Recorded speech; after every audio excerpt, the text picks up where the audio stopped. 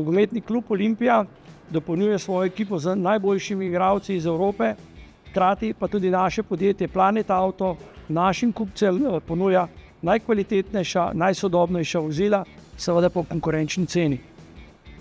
Veseli nas, da bomo ekipi podarili kar 16 vozil Dongfeng Forting TPT-ov, ki izražajo vrhunsko kvaliteto in pa športni dizajn, ki pritiče tudi najboljšim športnikom kluba Olimpije.